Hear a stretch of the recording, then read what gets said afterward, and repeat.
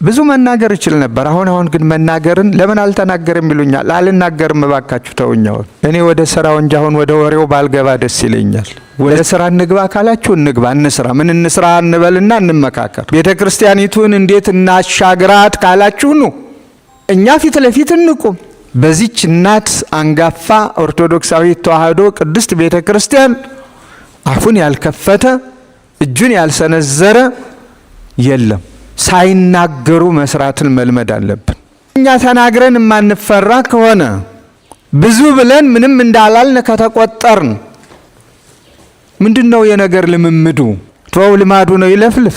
በእኛ በአባቶቻቸው ማፈር ከጀመሩ ውለው አድረዋል። ግን የኛው እኛን አናያቸው እኮ እያለን ነው። መሰረቷ እየተናጋ ክብሯ እየተነካ እዚህ ግቡ በማይባሉ ዘመን በወለዳቸውና በፈጠራቸው እየተሰቃየች ቤተክርስቲያን ታላቅ ፈተና ላይ ነው ያለች። ክብሯን እናስጠብቅ፣ ልዕልናዋን እናስጠብቅ። እኛ የላይ ፈሪ የታች ፈሪ እያልን በመንደሩ በጎጡ በጥቅማ ጥቅሙ በሸቀጣ ሸቀጡ መከራ ስናይ መዋሉን እንርሳው።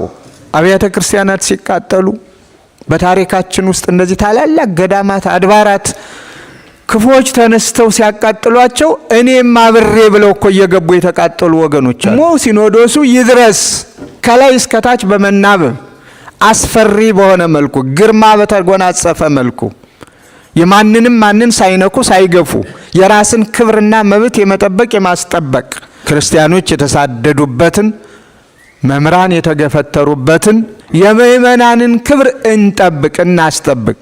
ዳሩ ሲፈታ ነው የሚሉ አባቶቻችን መሃሉም ዳር ይሆናል።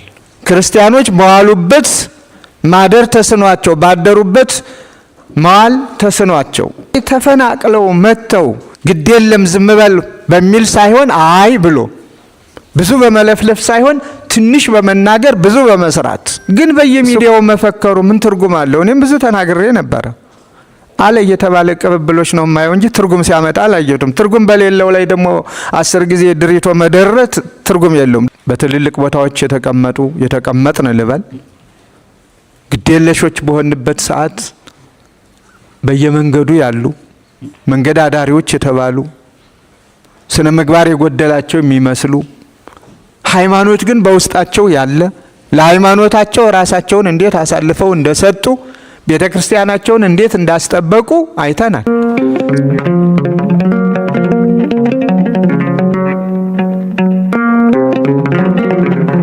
በስመ አብ ወወልድ ወመንፈስ ቅዱስ አሐዱ አምላክ አሚን። ተመራቂዎች በሐዲሳት በብሉያት የደቀ መዛሙርቱን የምረቃ በዓል አስመልክቶ የተገኛችሁ በሙሉ ቤተሰቦች ጭምር ከሁሉ አስቀድሞ እንደምን አደራችሁ፣ እንደምን አረፈዳችሁ።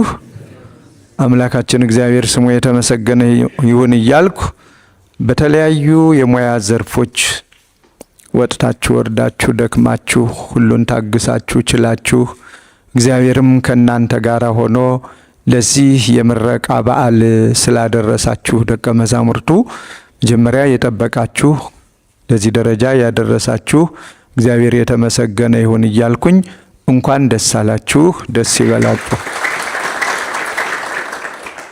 አሁንም በድጋሜ በሀገረ ስብከቱ ስም እንኳን ደስ አላችሁ፣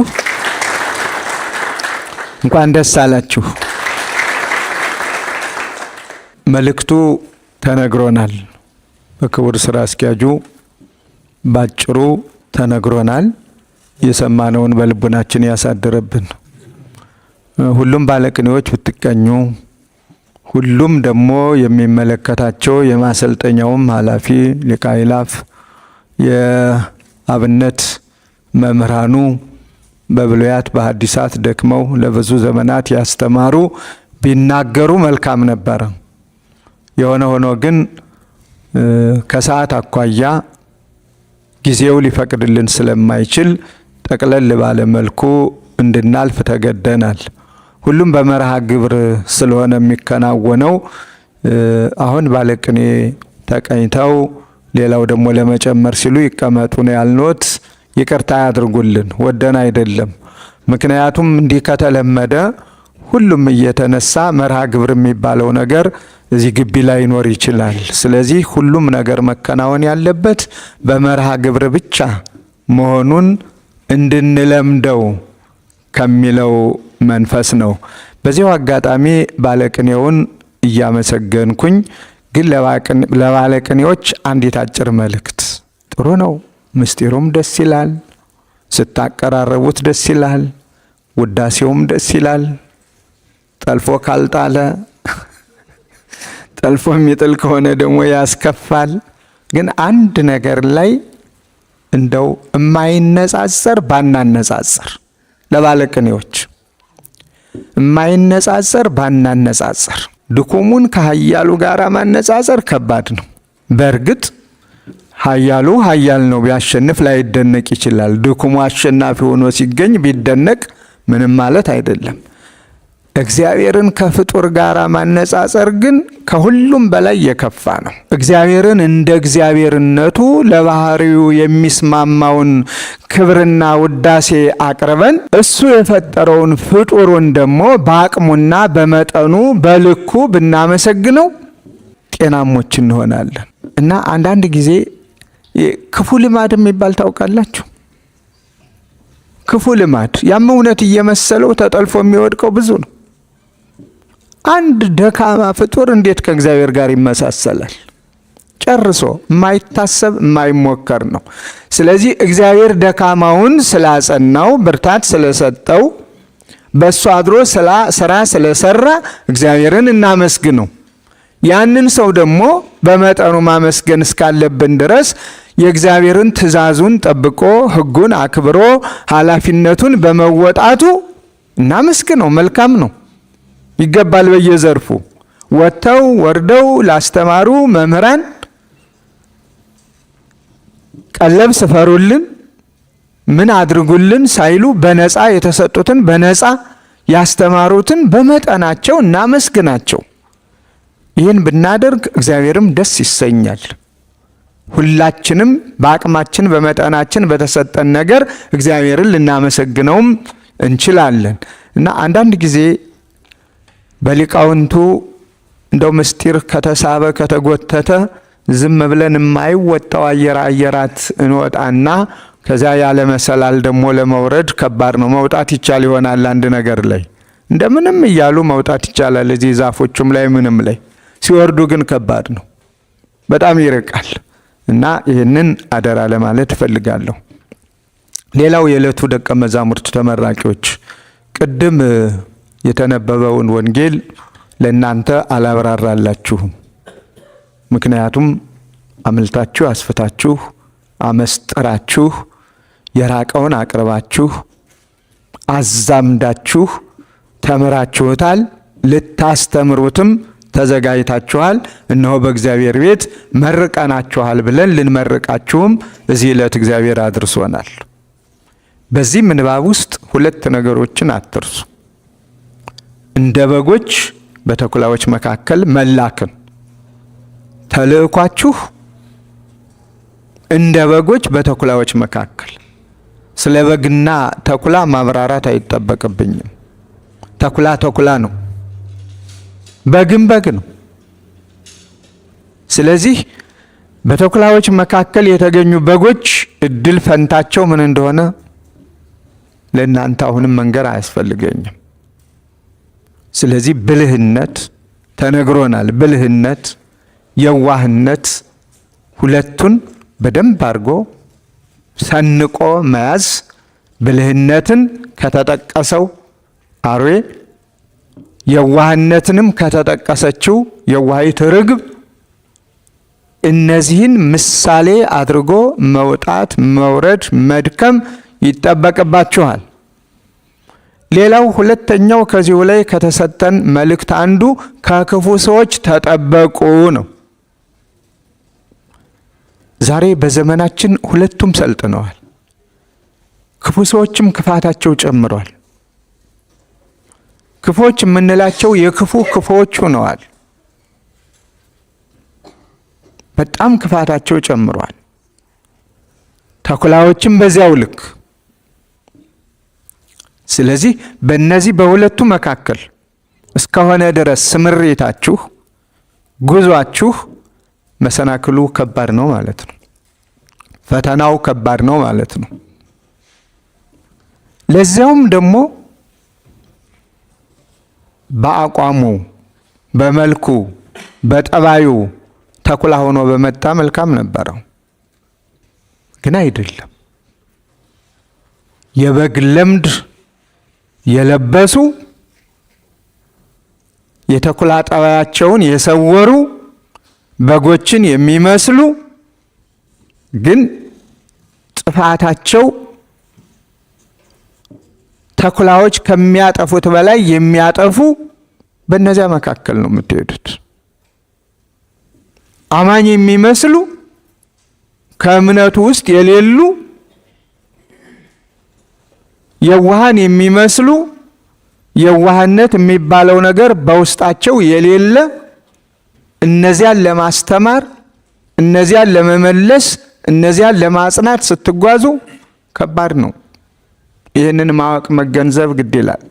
እስካሁን ድረስ ባሳለፋችሁት ሕይወት ከምኑም ነፃ ነበራችሁ።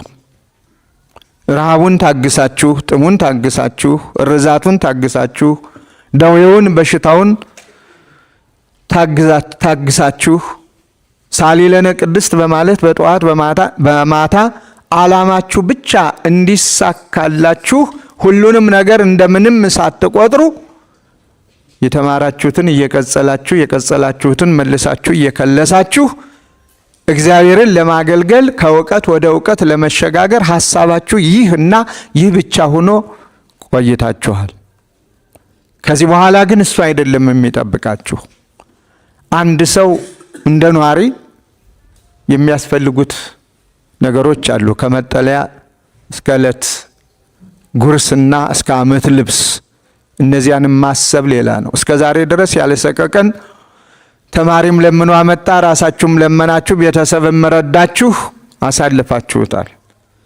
ከዚህ በኋላ ደግሞ ራስን ለመቻል ጥረት አለ። ይሄ ራሱን የቻለ ሌላው ድካም፣ ሌላው ፈተና የሚገጥማችሁ ነው። ቤተ ክርስቲያኒቷ ሁሉን ነገር አዘጋጅታ ሁሉን ነገር አማልታ ዛሬ ስትመርቅ አንተም እዚህኛው ቦታ ግባ፣ አንተም እዚህኛው ቦታ ተመደብ፣ አንተም ይሄን ያህል ደመወዝ አግኝና አስተምር ማለት አትችልም። ብትችል በጣም ግሩምና ድንቅ ነበረ። ግን ከመጀመሪያውም ጀምሮ ቀጥሮ አላሰማራም አምላካችን መድኃኒታችን ኢየሱስ ክርስቶስም። ይሄንን እኛ ያመጣነው ነው አይደለ? ሂዱና አስተምሩ ሲል ዝም ብሎ በነፃ ነበረ። በሄዳችሁበት ተመገቡ ነበረ። ያ ደግሞ አልሆነም፣ ዘመኑ አልፈቀደልንም። እንደዚያ ቢሆን እሰየ። ስለ ደሞዝ የሚጨነቅ አልነበረም በዘመነ ሐዋርያት። ስለ ማደሪያው የሚጨነቅ አልነበረም በዘመነ ሐዋርያት። ምን እበላለሁ፣ ምን እጠጣለሁ፣ የት አድራለሁ፣ የት እውላለሁ የሚል አስተሳሰብ ፈጽሞ አልነበረም። አስተሳሰቡ የእግዚአብሔርን መንጋ ማብዛት ብቻ፣ ከተኩላ መጠበቅ ብቻ፣ ሁሉንም በየዘርፋቸው ሰላም ለዚህ ቤት ብሎ ሰላሙ ተቀባይነት እስካገኘ ድረስ በዚያ ቤት አርፎ ሠርከ ኅብስት አግኝቶ የእግዚአብሔርን ቃል መግቦ ወደ እግዚአብሔር መልሶ አጥምቆ በአብ በወልድ በመንፈስ ቅዱስ ስም የእግዚአብሔር ልጅ ማድረግ ብቻ ነበረ። ዘመን አልፎ ዘመን ሲተካ ደግሞ ያ ነገር ቀረና አንድ ሰው ለዚህ ሐዋርያዊ አገልግሎት ለማሰማራት ቅጥር ግድ እያለ መጣ። ካልተቀጠረ ሐዋርያ አይደለም ማለት ነው። ካልተቀጠረ አስተማሪ አይደለም ማለት ነው። ሠርከ ኅብስት ካልወጣለት፣ ማረፊያ ካልተሰጠው፣ ይመለከተኛልና መንጋውን ልጠብቅ፣ ከተኩላ ልከላከል ወዘተርፈ የሚለው ወደ ተረትነት እየተቀየረ ነው ያለ። የተወሰኑት እግዚአብሔር የፈቀደላቸው የሉም እያልኩ ግን አይደለም። ዛሬም ያለ ቤሳቢስቲ ያለ ደሞዝ የእግዚአብሔርን ቃል የሚያስተምሩ የሚመግቡ አልፎ አልፎ ለምሳሌ የሚጠቀሱ እንዳለ ሆነው፣ ስለዚህ የምናሰማራችሁ በባዶ ሀገር ነው። እግዚአብሔር ቢፈቅድና እድላችሁ ቢቀና ነገ ቦታ ተገኝቶ ወደ እያንዳንዱ ቦታ ልትጠጉ ትችላላችሁ።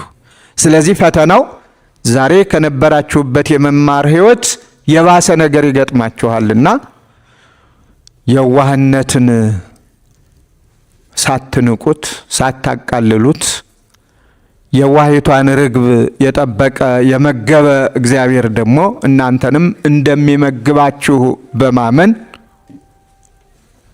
እንድትሰማሩ በቤተ ክርስቲያኒቱ ስም አደራ እላለሁ።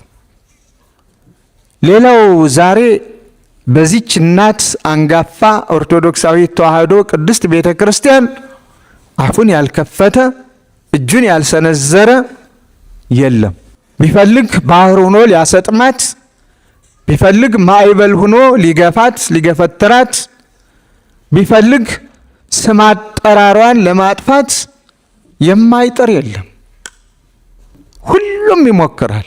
በዚህ ዘመን ነው እናንተም ደግሞ መምህራን ናችሁ ተብላችሁ እየተሰማራችሁ ያላችሁት። የኔና የእናንተ ዘመን በጣም ከባድ ነው። የአባቶቻችን ዘመን ፈተና አንድና አንድ ነው። ዕለታዊ ረሃብ ሊኖር ይችላል። ረሃብ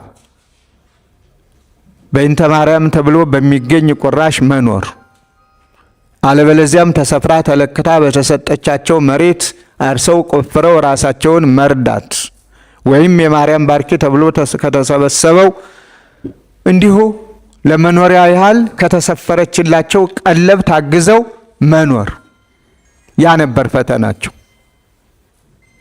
ወደ ኋላ ትንሽ መለስ ስንል ዘመነ ዲዮቅልጥያኖስን ሳላነሳ ክርስቲያኖች የተሳደዱበትን መምህራን የተገፈተሩበትን ሳላነሳ በመካከል የሆነውን ዛሬ ደግሞ የኔና የእናንተ ዘመን በአንጻሩ ለብዙዎቹ የተሻለ ኑሮ የምንኖርበት የገጠሪቷ ቤተ ክርስቲያን ትንገላታ እንጂ በተለይ በብዙ የሚቆጠሩ ካህናት በብዙ የሚቆጠሩ መምህራን በየከተማዎቹ ሻል ባሉ የገጠር ከተማዎቹም ሆነ አድባራት ገዳማት የተሻለ አኗኗር የምንኖርበት ትናንትና ለእግራቸው ጫማ ሳይኖራቸው የተመላለሱበት እሾሁም እንቅፋቱም እየወጋቸው ሌላውም እየነደፋቸው ዛሬ ደግሞ ከጫማም ጫማ አማርጠን ከዛም አልፎ ተርፎ በተሽከርካሪ እንደፈለገ የምንሄድበት ዘመኑን አነጻጽሩት።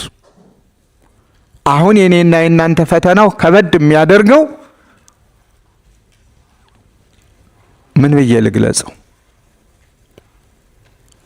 ሁላችንም ለዕለታዊ ኑሯችን ያደላን የመሰለበት ጩኸታችን አንዳንድ ጊዜ ይገርመኛል። በቀን ብዙ አስተናግዳለሁ፣ ሲከፋይ ደግሞ ማስተናገዱን እምተወዋለሁ። በዚያ ሁሉ መስተንግዶ ውስጥ በትንሹ 30-40 ሰው አስተናግጃለሁ ብል በአንድ ቀን ከ30 ከ40ዎቹ ውስጥ 3 ሰው ስለ ቤተ ክርስቲያናቸው ስለ ሃይማኖታቸው አይነግሩኝም።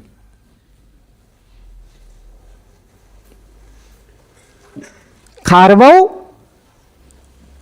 3 ሰዎች ብቻ ስለ ቤተ ክርስቲያናቸው ነገሩኝ ብል ሌላው ግን ተመልከቱት ስለ ኑሮው ነው። ደሞዝ ያለው ደሞዝ ያንሷል፣ ስራ ያለው እድገት ይሰጠኝ፣ እኔ ከማናንሳለሁ አለቃ መሆን ይገባኛል፣ እኔ ከማናንሳለሁ ወደ ታላላቅ አድባራት ገዳማት ልቀየር ይገባኛል። ይህ ነው እየተባለ ያለው። ይህ ሁሉ እኮ ማለት የምንችለው ቤተ ክርስቲያኒቷ ስትኖር ነው። ይህ ሁሉን እኮ ማለት የምንችለው መሰረቷ ጸንቶ ሲኖር ነው። መሰረቷ እየተናጋ ክብሯ እየተነካ እዚህ ግቡ በማይባሉ ዘመን በወለዳቸውና በፈጠራቸው እየተሰቃየች ክርስቲያኖች በዋሉበት ማደር ተስኗቸው ባደሩበት መዋል ተስኗቸው አይታችኋል። አሁን ባለፈው እኔ ወደ ስራው እንጂ አሁን ወደ ወሬው ባልገባ ደስ ይለኛል። ለዚህ ነው ዝምታን የምመርጠው፣ ምንም ትርጉም ስለሌለው። አዋራን ትርጉም የለውም። ወሬያችንን እንዴት በስራ እንቀይረው ነው። ምእመናን መንበሩን ተሸክመው ሲሄዱ አይታችኋል። ለማሽሽ መንበር ተሸክመው የሞቱት ሞተው የተረፉት ተርፈው ሕይወታቸውን ለመደበቅ ለመሸሸግ ሳይሆን የእግዚአብሔርስ ክብር እንዴት ይነካል ብለው አይተናቸዋል። እና እንባን ነው ካህናቱ ስለ ቅድስት ቤተ ክርስቲያን ራሳችንን እንፈትነው። ምን ላይ ነው ያለ ነው? እየጠበቅናት ነው? ምእመናንን እየጠበቅን ነው? ኃላፊነታችንን እየተወጣን ነው? ምን እያደረግን ነው? እኛ እየተባላን ያለን በጊዜያዊ ነገር እንዴ ማየት እኮ አለብን። ትናንትና ታላላቅ አድባራት የሚመሩ ሊቃውንት ነበሩ በልዩ ልዩ የሀገራችን ክፍሎች። ዛሬ ተፈናቅለው መጥተው እዚህ የቀን ሰራተኞች አላያችሁ? የሚበሉት የሚቀምሱት አጥተው ጩኸታቸውን እኛም መስማት ተስኖን የምናስገባበት አጥተን ማለት ነው። ጩኸታቸው አልገባን ብሎ አይደለም፣ ግን ክብራቸውን ጠብቀን እዚህ ቦታ ግቡ ማለት ደግሞ እንዴት አድርጎ እንዴት ተሞክሮ በየትኛው በጀት ማንኛውስ? ስለዚህ የቀን ሰራተኞቹ ነው የሚዞሩ መከራቸውን የሚያዩ ተምረው እንዳልተማሩ ብዙዎች ናቸው። እና ለቤተ ክርስቲያን እንቁም። ዛሬም የምትመረቁ ደቀ መዛሙርት፣ ከዚህ በኋላ መምህራን ተብላችሁ የተሰየማችሁ መምህራን፣ ሰባካያን ተብላችሁ አበነፍሳት ሆናችሁ ልጆቻችሁን ወጥታችሁ ወርዳችሁ አስተምራችሁ በሕግና በሥነ ሥርዓት እንዲመሩ ለማድረግ ሂዱና አስተምሩ የተባላችሁ ቀሳውስት፣ ዲያቆናት እባካችሁ ለዚች ቤተ ክርስቲያን እንቁ። የሚነገረውንም የማይነገረውንም እንወቅ። የእኛኑ ክብር የሚያጠፋውን ነገር እኛው ራሳችን የተለያዩ ነገሮች ከፍተን ያዘው ልቀቀው ስንል እንውላለን። ማንን ነው የሚጎዳ? አንድን ግለሰብ። የቤተ ክርስቲያኒቱን ክብር እንጠብቀው። የእሷ ክብር የሁላችን ክብር ስለሆነ የምእመናንን ክብር እንጠብቅ እናስጠብቅ። የእኛ ክብር ስለሆነ የካህናትን ክብር እንጠብቅ እናስጠብቅ። ከአቅማችን በላይ ሆኖ አደባባይ ላይ ካልወጣ በሕግ ተረጋግጦ ስማ ተብሎ አዋጅ ተነግሮ ነጋሪት ተጎስሞ እስካልተነገረ ድረስ ለንስሐ እያበቃን ወደ ገዳም የሚሄደውን ወደ ገዳም ባለበት የሚጸልየውን ባለበት ከቤተ መቅደሱ ወጣ የሚለውን ከቤተ መቅደሱ ወጣ አድርገን እግዚአብሔርን በሚያገለግልበት መስክ በማሰማራት የቤተ ክርስቲያን ክብር ተጠብቆ የሚቀጥልበትን ስራ ብንሰራ እነሆ ቤተ ክርስቲያኒቱም ትሻገራለች፣ እኛም እንሻገራለን። አለበለዚያ ዳሩ ሲፈታ ነው የሚሉ አባቶቻችን፣ መሃሉም ዳር ይሆናል። ትናንትና ከተለያዩ ቦታዎች የተፈናቀሉ መምህራን ሊቃውንት ሰማን ሳይሆን እኛው ባይናችን አይተናቸዋል። እዚህው የቀን ሰራተኞች ሆነዋል። ትናንትና ራሳቸውን ችለው ሲመሩ የነበሩበት ምክንያቱም በተለያየ ምክንያት ዘመኑ ተለወጠና አይ እኛ በቋንቋችን የሚያስተምረን በቋንቋችን የሚነግረን ነው የምንፈልግ አሉ። እውነታቸውን ነው። በቋንቋ መችስ ስንኖር እስካላወቅንላቸው ድረስ ራሳችንን አለቃ አድርገን እስከሰለጠን ድረስ ከባድ ነው። ለዚህ ነው የቋንቋን አስፈላጊነት እኮ ወሳኝ መሆኑን አምኖ ነው አይደል መጀመሪያም ያን ያህል ቋንቋ የገለጸ አምላካችን ኢየሱስ ክርስቶስ። ስለዚህ ካህናት ሁሉ ቋንቋችን ነው ብለን ማጥናት ያለብንንም ቋንቋ እያጠናን ሁሉም ነፍሳት የኛ ስለሆኑ ስለሚመለከተን ለካህናት የሚሳነው ነገር የለም። ለካህናት የሚሳናቸው ነገር የለም። ላጥና ካሉ ያጠናሉ፣ ይሸመድዳሉ። አይደለም የሀገራችንን ቋንቋዎች የባይዳንን ቋንቋዎች ተምረን ሌላ እንመልሳለን ብለን ራሳችን ከፍ እንላለን ብለን ብዙ ሙከራ እናደርጋለን። ስለዚህ አላስተማረኝም ተብሎ ተወቅሶ መባረር ሌላ ጥያቄ ነው። እያስተማረ መወቀስ ደግሞ እያስተማረ በዘር በጎጥ በምናምን ምክንያት ማድረግ ደግሞ ሌላ ጥያቄ ነው። እሱ ዘመን ያመጣው ጣጣ ይሆናል። ስለዚህ ሁሉንም በየዘርፉ ለይተን ለወገንም እንድረስ። ቤተ ክርስቲያን ታላቅ ፈተና ላይ ነው ያለች። ቁጥራችን ብዙ ነው። ዛሬ ላይ እንኳን እዚህ የምትመረቁት በአጠቃላይ ድምር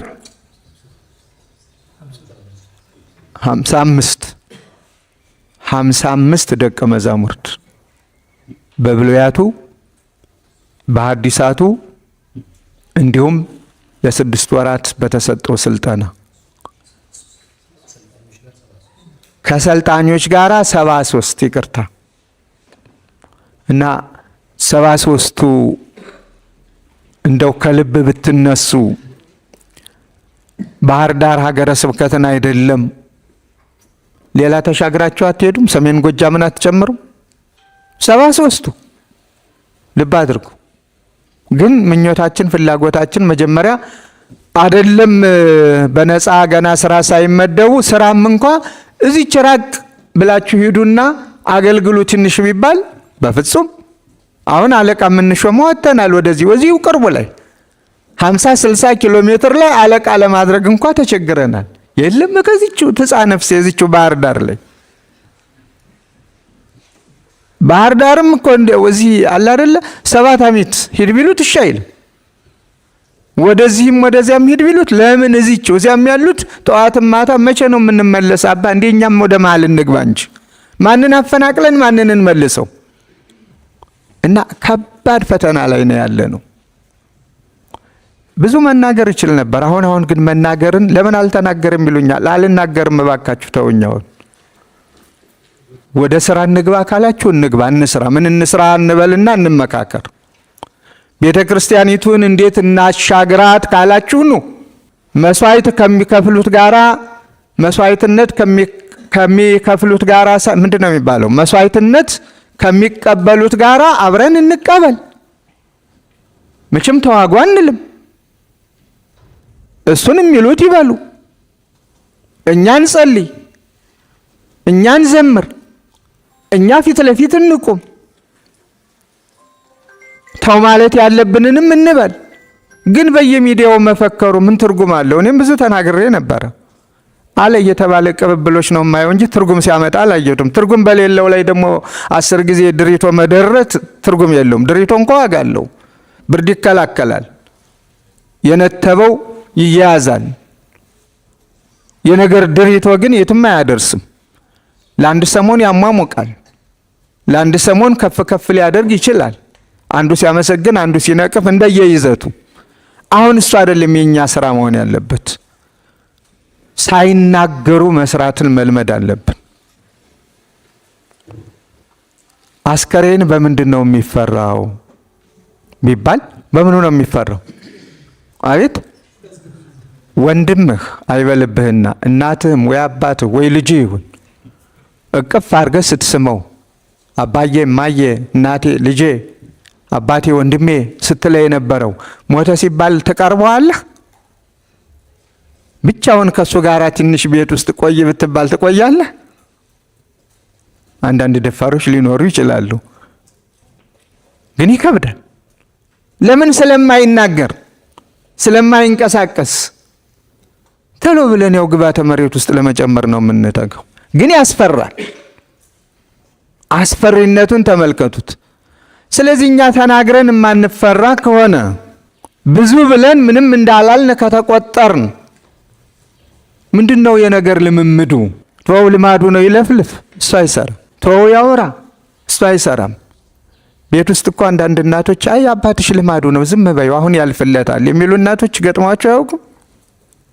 ወይም አባቶች ራሳችሁ ተዋት እናታችሁ ልማዱ አይደል እንዴ ትለፍልፍ ትንሽ ከዚያ ያልፍላታል ዝም በሏት፣ በቃ ዝም ቢቻል በመናገር አለበለዚያ በምልክት ዝም በል ተው። ይሄ ነው እንዴ አሁን ለቤተ ክርስቲያን የሚጠቅማት? መከበሪያዋን እንፈልገው፣ ክብሯን እናስጠብቅ፣ ልዕልናዋን እናስጠብቅ።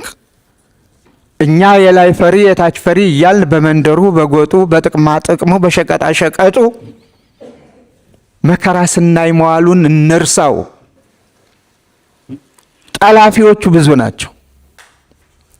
አሁን ከተኩላም በላይ ተኩላ እናንተ በምትሰማሩበት በጎ ነገራችሁን ቀርጸው በጎ ነገራችሁን ወስደው ከሚያስተምሩበት ይልቅ ብዙ ስትናገሩ አንዲት የምትተረጎም ካለች እሷን ጠልፎ ያውም የሰው ትርጉም አይደለም።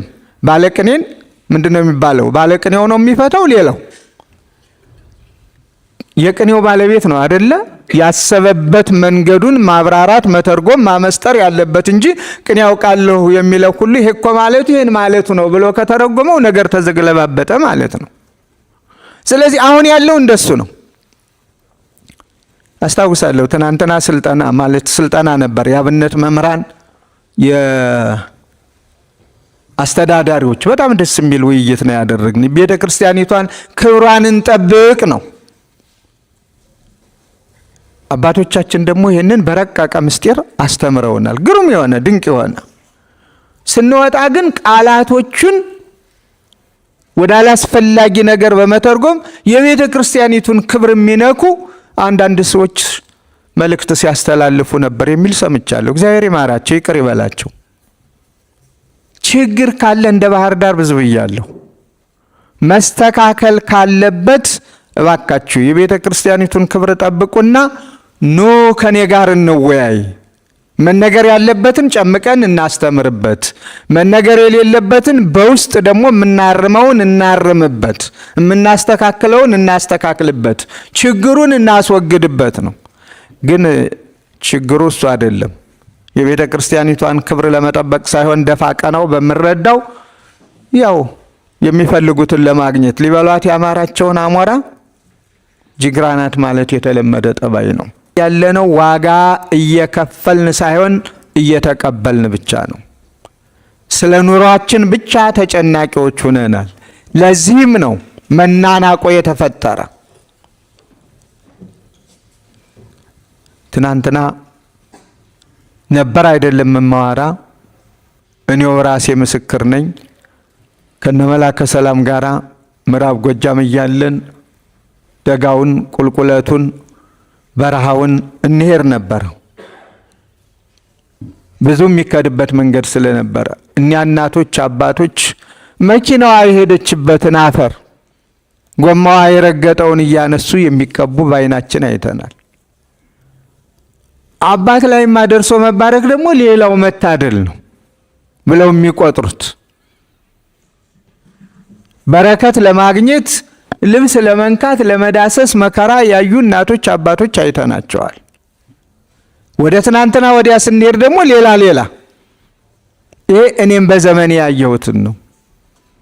አይደለም ክርስቲያኖች ሐረር እያለሁ አስታውሳለሁ። እንዲሁ በረሃ ወርደን ሙስሊሞቹ ሳይቀሩ እነዚያ የጥንት ሙስሊሞች ማህበራዊውን ኑሮ ፍቅሩ ስላላቸው እንደ ዛሬው ያዘው ልቀቀው በለው ጣለው የሚሉ ደፋሮች ሳይፈጠሩ ክርስቲያኑ ከሙስሊም ሙስሊሙ ከክርስቲያን ተባብሮ በሚኖርበት እልልታቸውና ደስታቸው ጭብጫባቸው እስካሁን በዓይኔ ላይ በአእምሮዬ ላይ ተጽፎ ይኖራል። ዛሬ ግን የኛው እኛን አናያቸው እኮ እያለን ነው። አሁን የምንጠብቀው ጎትቶ እስከሚያወርደን ብቻ ነው አይደል? ምንም ሌላ ጥያቄ የለም። ዳርዳርታው ወደዚያ ነው የሚያሄድ። እስካሁን ድረስ በአስተዳዳሪዎችም በምኑም ቢሮ ማሸግ ምናምን ማለት ምናምን እየተለመደ መጥቷል። አባትም አንቀበልም ሊቀ ጳጳሱም ተለምዷል። ስድቡ ተብሎ አልቋል። አሁን እንግዲህ ሌላውም ሰው እኛን ከማጥፋቱ በፊት እኛው በራሳችን ልንጠፋፋ ቀርበናል ማለት ነው። የቤተ ክርስቲያኒቱን ይጠቅማታል አይጠቅማትም? ይጠቅማታል። የሚጠቅማት ከሆነ እሰየ። ግን የሚጠቅማት የትኛው ነው? መተራረም። እኔን ሲያገኘኝ ቅዱስ ይለኛል፣ ወጣ ሲል ደግሞ ሌላ ቢል ምን ይጠቅማል? እዚሁ በግንባር ተሳስተሃል፣ ካንተ የሚጠበቀውን አልሰራህም፣ ይሄንን አርም፣ የተጨበጠ ነገር ይዞ ይላሉ አይደለም? እሱን ተወው። እኔ የዓይን ምስክር ነኝ፣ እኔ የጆሮ ምስክር ነኝ፣ ይኸው የጥፋትህ ቢል እኮ ሁሉም ቤተ ክርስቲያኒቱን እናድናታለን። አለበለዚያ የሌላው ጥላቻ አንሶን እርስ በርሳችንም ተጣልተን ውድቀታችንን አፋጥነን የእናት ቅድስት ቤተ ክርስቲያንንም ውድቀት ለማፋጠን ካልሆነ በስተቀር ሌላ መፍትሄ ያለው አይመስለኝም። ለነገሩ እሷ በጽኑ መሰረት ላይ የተመሰረተች ናት። እግዚአብሔር የማይታወቁ ሌሎችን አስነስቶ ክብሯን ይጠብቃል። በክብሯ የምንቀልደውን ደግሞ ጠራርጎ የሚያስወግድበት ጊዜ አለው። ጠራርጎ ይጥላል። የእግዚአብሔር